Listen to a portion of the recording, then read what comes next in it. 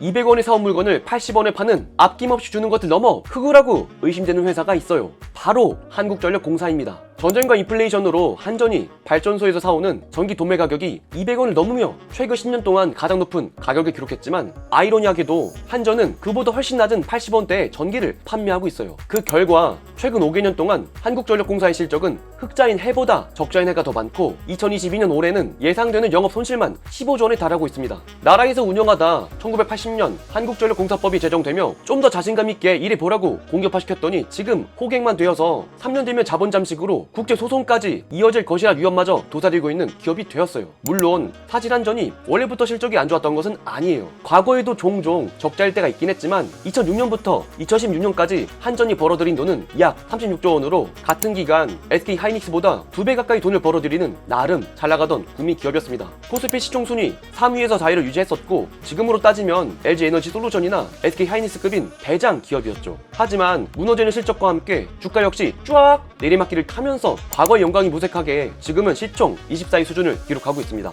한때 삼성전자와 같은 천상계 윗공기를 맞던 한전에게 대체 무슨 일이 있었길래 이런 일이 벌어진 것일까요? 그래서 이번 시간에는 조금 더 깊이 있게 30조씩 벌던 한국전력공사가 어쩌다 자본 잠식 위험 기업이 되었는지 이야기해볼게요. 우선 적자의 근본적인 원인은 바로 전기료예요. 한전은 발전사에서 전기를 도매 국민들에게 전기를 유통하며 돈을 버는 기업이에요. 그리고 그 도매가를 결정하는 것은 바로 발전 원재료인 유가나 천연가스 가격을 따라갑니다. 그런데 2020년 4월 배럴당 10달러대였던 WTI 가격이 장중 130달러를 돌파하며 전기 도매가도 천정부지로 치솟지만, 한전은 정부 눈치 보랴 국민들 눈치 보랴 사실상 10년 가까이 동결된 가격 수준으로 전기를 판매해요. 10년 동안 대한민국의 소비자 물가지수는 꾸준히 올랐는데 그 물가가 전혀 반영되지 않은 것이죠. 그 결과 한국의 전기요금은 국제에너지기구 회원 28개국 평균 전기요금인 240원의 3분의 1 수준으로 터키 다음으로 가장 낮은 급에 속하고 있고, 최근 5개년 동안 전기비 원가의 상승의 부담을 어디 털어놓을 데 없이 홀로 오롯이 지고 맙니다. 그래서 한전이 계속해서 전기요금 올려야 한다고 나라님들에게 그렇게 어필하고 다녔던 이유도 바로 이 같은 이유가 있었기 때문이에요. 하지만 전기료만 가지고선 한전의 적자가 설명이 되지 않는 부분이 있어요. 아이러니하게도 현재와 비슷하게 2013년과 2014년에도 유가가 100달러를 돌파하며 전기 도매 가격이 140원에서 160원으로 그 가격을 형성할 때가 있었지만, 오히려 한전은 흑자였습니다. 2016년에도 2020년과 비슷한 수준인 80원 수준이었지만 2020년과 달리 한전은 2016년 영업이익 12조 원이라는 사상 최대 이익을 달성을 했고요. 전기료는 10년간 사실상 동결인데 같은 전기 도매 가격에 어떤 시기는 흑자, 어떤 시기는 적자라는 기행스러운 실적 구조를 볼 수가 있는 것이죠. 사실 이 같은 이유는 바로 2017년부터 시행된 신재생 에너지의 전환 정책 때문입니다. 우리나라 전력 도매 가격은 전력 수요에 따라 가격이 형성이 됩니다. 제일 기본인 메인 발전으로 안정적이고 저렴한 원자력 발전으로 전기를 생산하고, 이외에 석탄, 천연가스, 화력 등의 발전 원료 가격에 따라 전기 도매 가격이 매겨지죠. 하지만 재생에너지를 장려하기 위해 원자력 발전 신규 사업 중단 및 가동률이 점차 줄어들며 2011년 90%에 가까웠던 원전 가동률은 2018년 56%까지 감소하고, 그 나머지 부분을 천연가스 및 신재생 에너지로 보충하게 됩니다. 원전에 비해 신재생 에너지, 천연가스 등 탄소 원료 가격은 최소 2배에서 많게는 5배 이상 가격 차이가 납니다. 100만 kW 기준 1년간 운영에 필요한 연료량 역시 원전 대비 최소 4배에서 10배에 달하는 연료가 필요해요. 원전의 전기 생산을 줄이고 발전 단가가 비싼 재생에너지, 천연가스 등으로 부족분을 채우다 보니 전기 도매 가격의 상승 부담이 실제로는 몇 곱절 이상의 비용 상승 효과를 낸 것입니다. 물론 한전이 굶어 죽게 생기자 정부 역시 연료비 연동제라는 미봉책을 내어놓긴 했지만, 예상 인상 시기가 2022년 4월, 7월 수준으로 사실상 지속될 수밖에 없는 상황이죠. 그런데 최근 정권이 바뀌고 원전 확대에 대한 기대감이 올라가며 한전의 기형적인 발전 구조가 이제는 개선될 것이란 기대감을 받고 있습니다. 새 정부의 에너지 정책의 주된 내용이 원자력 발전 부흥을 통한 경제 발전과 탄소 중립, 탈원전 정책 폐기를 통해 경제 발전과 탄소 중립이라는 두 가지의 큰 축을 골자로 가기 때문에, 중단기적으로 본다면 새 정부의 정책은 한전의 전력 도매 단가 하락으로 이어질 것이고, 한전의 자본 잠식까지 3년밖에 남지 않은 시점이라 정부 입장에서는 한전 살리기에 본격 칼을 대한 시기에도 돌입했기 때문입니다.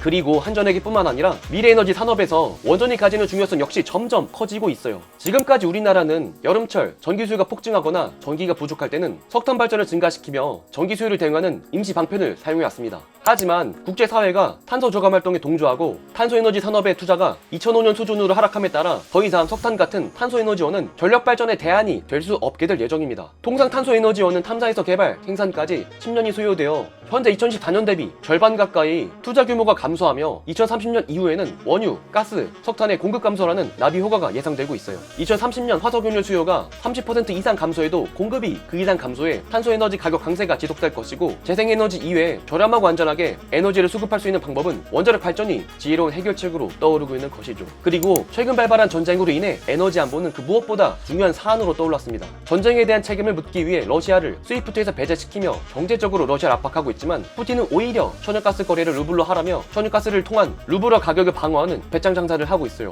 유럽에게는 미국이라는 셰일가스의 대안이 있지만 미국에게 다시 의존하게 될 경우 러시아에게 굴복했던 에너지 안보를 일시적으로 미국에게 돌리는 것에 불과합니다. 러시아의 머리끄댕이 잡히던 거 그대로 미국에게 대주는 격에 불과한 것이죠. 그래서 가장 안전하게 저탄소를 달성하며 에너지를 수급할 수 있는 대안이 원전으로 떠오르며, 프랑스, 영국 등 유럽의 주요국들은 원전으로 회귀하기 시작했고, 중국도 원전 150기 건설 확대를 확정하며 원전 확대의 필요성은 범세계적으로 퍼져나가고 있습니다. 그러니 이번 새로운 정부 역시 세계적인 원전 확대에 동참한 것이라고 보여집니다. 2022년부터 신한울 1, 2, 3, 4, 5기, 신고리 5, 6호기, 천지 등 신규 원전 4기를 가동시키며 합산 총 10개의 원전 설비를 도입을 예고했습니다. 원전의 재개는 전기발전 단가의 중장기적인 원가 절감으로 이어지고, 현재 한전의 상황이 애매하게 전기비만 조금씩 올려서 해결될 일이 아니니 원초적으로 전기도매 단가를 낮출 수 있는 방안을 마련하고 있는 것이죠. 전문가들에 따르면 현재 원전의 이용률이 80%에서 90%로 10포인트만 개선이 되어도 한전에게는 약 3.75조 원의 영업이익 개선 효과가 나타날 것이라고 하죠. 물론 현재 원전의 재개만으론 단기간 내 문제를 해결할 수는 없습니다. 탄소 저감을 위해 유류발전소 3기가 폐지가 예정이 되어 있고, 원전이 재개가 되더라도 전체 발전소 용량 증가는 200MW에 그쳐 단기적인 변화는 크지 않을 것으로 예상이 되고 있어요. 당장 전기 도매값을 잡기는 쉽지 않을 것이란 거죠. 그래서 이에 대한 해법으로 논의 중인 것이 현재 전력 도매가 상한제 도입입니다. 한전이 발전기업들에게 지급하는 도매가에 상한제를 둠으로써 현재 한전이 겪고 있는 고통을 발전사가 나눠 분담하며 리스크를 최대한 축소시켜보자는 것이죠. 물론 이는 민간에너지 발전 사업자를 보호하기 어렵다는 단점이 있어요. 공기업 발전사는 적자가 발생하더라도 정부가 나중에 이를 보전해 줄 것이라는 믿음이 있지만, 민간 발전사는 전력을 파는 가격만 제한되기 때문에 원가 이하로 전기를 팔아야 할 수도 있습니다. 실제로 중소발전사인 A사와 B사는 지난 2월 영업이익이 각각 21억과 20억 적자를 기록해 도산 우려까지 나오고 있고요. 그래서 천편일률적인 전력 도매가 상한제 대신 민간 발전사를 보조해줄 수 있는 방안 역시 동시에 마련되어야 한다는 어려움이 있어요. 지금부터 정부는 한전의 고질적인 문제들을 근본적으로 해결할 수 있는 대안을 마련해야 합니다. 한전의 자본 잠식이 3년밖에 안 남은 시점이라 임기 내에 어떻게든 지금의 기형적인 구조를 해결해야 합니다.